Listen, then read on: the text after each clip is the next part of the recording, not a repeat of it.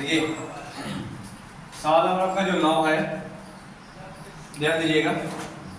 बताया गया था कि इस साइड में क्या है, मीनार है, और इस साइड में क्या है, भवन है। यानी कि बताया गया था कि फिगर दोबारा समझिए, इधर मीनार है और इधर क्या है, भवन है।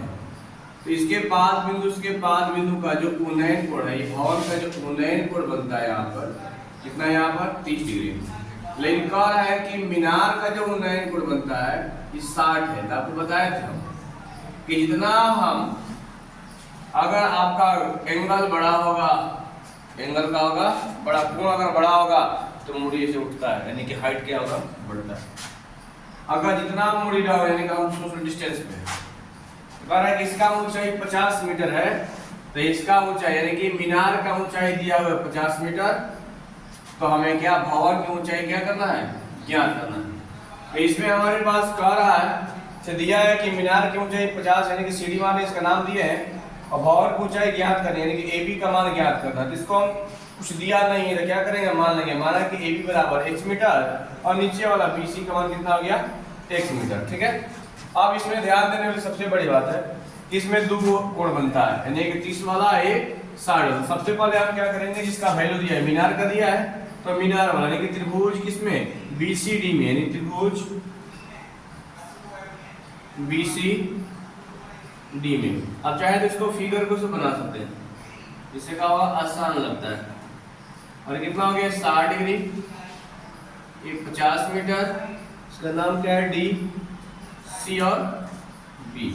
यहाँ पर 90 बनता ही है, इसको x माने है ना, तो लिख लीजिए यहाँ पर कि CD बराबर 50 मीटर, BC बराबर x मीटर, थीटा का मान 60 डिग्री। जब बताया गया था कि लंब और आधार के बारे में चर्चा होगा, लंब और आधार के बारे में जब चर्चा होगा तो tan थीटा का प्रयोग करेंगे।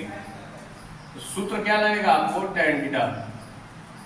तो tan थीटा में क्या होता है, लंब बटा में क्या होता है, आधार। तो tan थीटा का मान कितना दिया है इसमें, तो थीटा का मान 60 है। लंब क्या है इसमें, तो लंब क्या है, 50 है, यानी कि CD है। आधार क्या है इसमें, BC है। tan 60 का मान कितना होता है, √3। CD का मान कितना दिया है जी, 50, और BC को x माने हैं।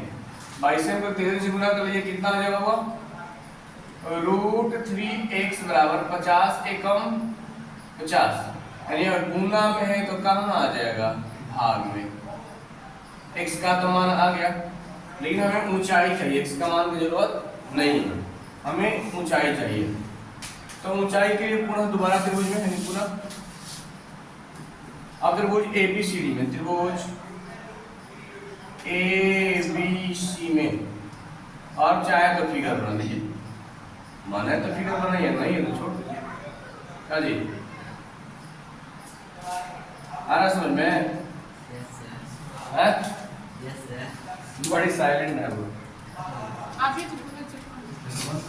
AB को x माने है, इसको x माने है ना, फिर भी यहाँ पर लिख सकते हैं हम लोग। यहाँ पर तो थीटा का जो मान है 30 डिग्री है, BC कितना है, x मीटर है, और AB कितना है जी, h मीटर। तो AB लंब और आधार के बारे में चर्चा है, तो आप जानते हैं कि जब भी लंब और आधार के बारे में जब चर्चा होगा तो tan थीटा का ही प्रयोग किया जाएगा। तो थीटा का मान कितना होगा, 30 डिग्री। लंब हमारे पास h है, आधार कितना है, x है। tan 30 का मान कितना होता है, 1 बटा में √3 बराबर h बटा में x, 3 से गुणा कर लीजिए, कितना हो जाएगा, x बराबर कितना हो गया, √3। इसको चाहे तो समीकरण 2 1 मान सकते, सभी समीकरण 1, क्योंकि यहाँ पर ध्यान दीजिएगा x का तो मान आ गया, लेकिन x का मान दिया है ना, तो क्या करेंगे, समीकरण 1 में दिख रहा है ना, समीकरण 1 में x का मान रखने पर, तो समीकरण 1 हमारे पास है, x की जगह पर क्या लिखेंगे, 50 बटा √3 बराबर √3h। ठीक है।